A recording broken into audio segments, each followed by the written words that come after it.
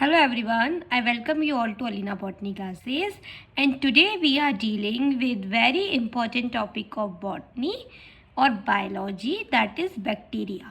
आज हम बैक्टीरिया के बारे में पढ़ेंगे. सॉरी बच्चों, मेरी काफ़ी दिन से वीडियोस नहीं आ रही थी क्योंकि मैं थोड़ा बिजी थी और मेरी तबीयत भी ठीक नहीं थी, इसलिए मैंने वीडियोस नहीं बनाई.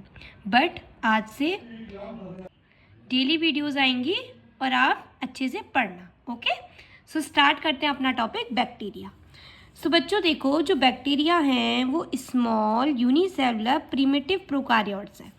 स्मॉल मतलब छोटे हैं, यूनिसेलुलर मतलब एक कोशिकीय हैं, और प्रोकार्योट्स हैं मतलब incipient type of nucleus will be present in bacteria. ठीक है. दूसरा पॉइंट है कि जो बैक्टीरिया होते हैं वो कॉस्मोपॉलिटन होते हैं नेचर में, मतलब वो हर जगह मिलेंगे जहाँ पर भी लाइफ पॉसिबल होगी. वो वाटर में मिलेंगे, सॉइल में मिलेंगे, एयर में मिलेंगे, सब जगह क्या मिलेंगे, बैक्टीरिया मिलेंगे. इसके अलावा बैक्टीरिया के अंदर सेल वॉल भी प्रेजेंट होती है. अब सेल वॉल तो प्रेजेंट होती है, वो किसकी बनी हुई होती है? सो सेल वॉल जो होती है वो पेप्टिडोग्लाइकन म्यूरिन की बनी हुई होती है, और कुछ बैक्टीरिया में पेप्टिडोग्लाइकन की सेल वॉल प्रेजेंट नहीं होती, वो सेलुलोज सेल वॉल प्रेजेंट होती है. ठीक है.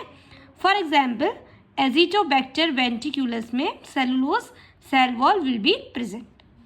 पांचवा पॉइंट है बच्चों कि बैक्टीरिया में सेल मेम्ब्रेन भी प्रेजेंट होती है. सेल मेम्ब्रेन के अंदर साइटोप्लाज्म होता है, साइटोप्लाज्म के अंदर मीजोजोम्स होते हैं, और मीजोजोम्स के अंदर रेस्पिरेटरी एंजाइम्स भी प्रेजेंट होती हैं. ओके. इसके अलावा इनके अंदर 70S राइबोसोम प्रेजेंट होता है, जो कि सब डिवाइडेड होता है दो सब यूनिट्स में, एक 50S एंड 40S. सो बच्चों यहाँ पे एस का क्या मतलब है? एस का मतलब है सेडबर्ग यूनिट या सेडिमेंटेशन कोफिशिएंट. ओके. सो आप सोच रहे होंगे कि यहाँ पे 70S है, जबकि 50S और 40S को मिला के तो 80S होता है. दैट मीन्स ये रॉन्ग है. नहीं बच्चों, ये सही है. क्यों सही है ये? क्योंकि जब हमारा एक मॉडल था जिसमें जब हमने मतलब 70S को तोड़ा तो ये ऐसे एडजस्ट हो रही थी इसकी सब यूनिट्स कि वो 50S और 40S में टूट रही थी. तो इस वजह से इसको हमने 50S एंड 40S में तोड़ा. इसके अलावा मीजोजोम्स की इनफोल्डिंग होती है प्लाज्मा मेम्ब्रेन में, और ये माइटोकॉन्ड्रिया की तरह काम करते हैं. इंसिपिएंट टाइप ऑफ न्यूक्लियस भी प्रेजेंट होता है इनमें, और न्यूक्लियस के अंदर nucleoid, nuclear membrane, chromosome and mitotic apparatus absent होती हैं, और इस टाइप के न्यूक्लियस को हम जीनोफोर बोलते हैं. ओके. इसके अलावा बच्चों वेल ऑर्गेनाइज सेल ऑर्गेनेल्स जो होती हैं उसमें एब्सेंट होती हैं. नेक्ड डीएनए प्रेजेंट होता है और वो हिस्टोन प्रोटीन्स के बिना प्रेजेंट होता है. बाइनरी फिजन जो होता है वो कॉमन मेथड होता है रिप्रोडक्शन का बैक्टीरिया में. दूसरा सेक्सुअल रिप्रोडक्शन जो होता है वो एब्सेंट होता है बैक्टीरिया में, उसकी जगह जेनेटिक रिकॉम्बिनेशन प्रेजेंट होता है, जहाँ पे ट्रांसफॉर्मेशन, ट्रांजक्शन, कॉन्जुगेशन जैसी प्रोसेस देखने को मिलती हैं. सो इन तीनों प्रोसेसेस को हम डिटेल में पढ़ेंगे. ओके. अब हम पढ़ते हैं बैक्टीरिया का structure. Let's talk about structure of bacteria, जो कि एग्जाम के पॉइंट ऑफ व्यू से बहुत ज़्यादा इम्पोर्टेंट है. सो बैक्टीरिया का अगर हम स्ट्रक्चर देखें तो सबसे बाहर यहाँ पर एक लेयर प्रेजेंट होती है जिसको बोलते हैं कैप्सूल. ठीक है. उसके बाद लेयर प्रेजेंट होती है सेल वॉल की, उसके बाद सेल मेम्ब्रेन की लेयर प्रेजेंट होती है. ठीक है. और एक फ्लैजिला भी प्रेजेंट होगी जो कि इसकी मोटिलिटी मतलब चलने के लिए रेस्पॉन्सिबल होगी. इसको साइटोप्लाज्म प्रेजेंट होगा, हुक प्रेजेंट होगा, रेस्पिरेटरी एंजाइम्स प्रेजेंट होंगी. इसके अलावा सेल वॉल भी प्रेजेंट होगी, वो तो मैंने आपको बताई थी. मीजोजोम प्रेजेंट होगा जो कि एज अ माइटोकॉन्ड्रिया वर्क करेगा, power house of bacteria work करेगा. पोलीराइबोसोम होंगे. नेक्ड डीएनए प्रेजेंट होगा as a genetic material. Lipid globule present होगा. 70S राइबोसोम होगा, and glycogen will also present over here. And after that last but not the least nuclear body present होगी और plasmid present होगा bacteria में. इन सभी के work को हम डिटेल में इस वीडियो में डील करेंगे। तो आप स्क्रीनशॉट लेना है आपको स्ट्रक्चर ऑफ बैक्टीरिया का, तो आप ले लो।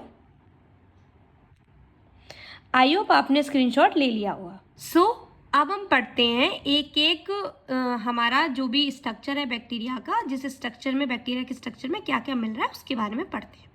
पहला है कैप्सूल। सो बच्चों, कैप्सूल हमारी आउटर कवरिंग होती है बैक्टीरिया की। ये स्टोरेज हाउस की तरह काम करती है, बैक्टीरियल सेल्स के एक्सक्रीटरी सब्सटेंसेस को स्टोर करती है। एक्सक्रीटरी सब्सटेंस क्या होते हैं? जो फालतू की चीज़ें होती हैं, जो कि बेकार चीज़ें हैं, ठीक है, जो कि वेस्ट है बैक्टीरिया का, उसको एक्सक्रीटरी सब्सटेंस बोलेंगे, और वो कैप्सूल के अंदर स्टोर रहता है।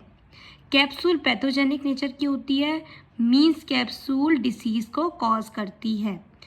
कैप्सूल बैक्टीरिया को प्रोटेक्ट करती है एडवांस कंडीशन में, और ये इन्फेक्शन पावर जो होती है बैक्टीरिया की उसको इंक्रीज करती है। सो बच्चों, अब हम दूसरा पढ़ते हैं सेल वॉल। सो बच्चों, सेल वॉल जो होती है वो दूसरी लेयर है बैक्टीरिया की, जो कि पेप्टिडोग्लाइकन की बनी है।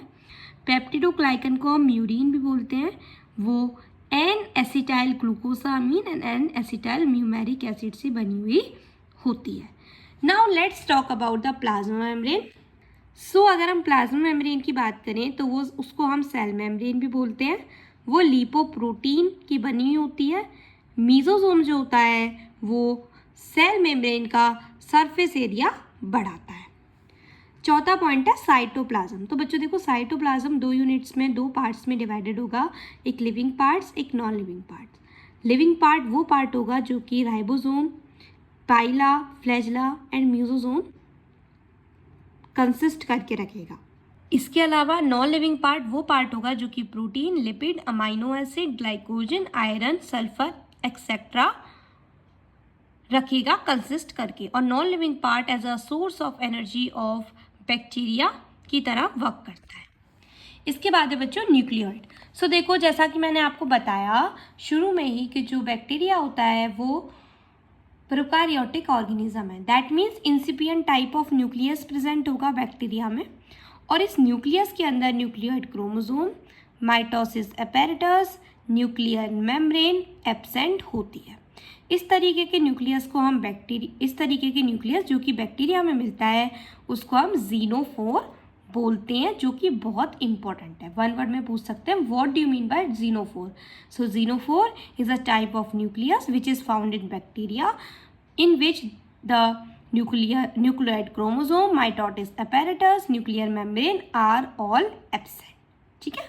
So naked DNA histone protein के बिना बैक्टीरिया में प्रेजेंट होता है। Let's talk about the plasmid which is also found in the bacteria structure. So देखो, प्लाज्मेट, पहले इसकी डेफिनेशन पढ़ते हैं। तो प्लाज्मेट हमारे एक्स्ट्रा क्रोमोसोमल डीएनए होता है जो कि बैक्टीरिया सेल्स में प्रेजेंट होता है। सो अगर वो न्यूक्लियस से फ्री होगा उसको हम प्लाज्मिड बोलेंगे, और अगर वो न्यूक्लियस से अटैच होगा उसको हम एपिसोम बोलेंगे। प्लाज्मिड को लैडरबर्ग ने डिस्कवर किया था, जो लीनियर और डबल स्टैंडर्ड डीएनए था, जो कि कैपेबल था रेप्लिकेटिंग के लिए और क्रोमोसोमल डीएनए से इंडिपेंडेंट था, उसको हम प्लाज्मिड बोल रहे हैं। इसके बाद साइटोप्लाज्मिक कंटेंट, जिसमें पाइला जो कि as a living part present था बैक्टीरिया में। सो ये पाइला जो होती है वो पाइलिन प्रोटीन की बनी होती है। उसका डायमीटर 30 से 60 आर्मस्ट्रॉन्ग तक होता है। लेंथ 0.5 मिलीमीटर से 2 मिलीमीटर तक की होती है, और इनका मेन फंक्शन होता है अटैचमेंट, मतलब जोड़ने का। मतलब एक पाइला को दूसरी बैक्टीरिया की पाइला से जोड़ेगा, मतलब एक बैक्टीरिया को दूसरे बैक्टीरिया से जोड़ने का काम होता है पाइला का। पाइला फ्लैजिला से छोटे होते हैं। इसके बाद है फ्लैजिला। फ्लैजिला जो होती है वो मोटाइल होती है। फ्लैजिला फ्लैजिलिन प्रोटीन की बनी होती है। इनका डायमीटर 120 आर्मस्ट्रॉन्ग से 180 आर्मस्ट्रॉन्ग होता है, और इनकी लेंथ 2 मिलीमीटर से 5 मिलीमीटर होती है। इसके बाद है राइबोसोम। राइबोसोम जो कि जिसमें 70S राइबोसोम बैक्टीरिया में प्रेजेंट है, जो कि 2 सब यूनिट 50S एंड 30S में सब डिवाइडेड होता है। राइबोसोम्स को हम राइबो न्यूक्लियोप्रोटीन्स भी बोलते हैं। सो ये हो गया आज आपका characteristics of bacteria and the structure of bacteria. Next video में हम पढ़ेंगे टाइप्स ऑफ बैक्टीरिया। आज के लिए बस इतना ही, मिलते हैं नेक्स्ट वीडियो में। If you have any doubt in this video then let's me know in the comment box and please subscribe to my channel for further important topic of botany और बायोलॉजी।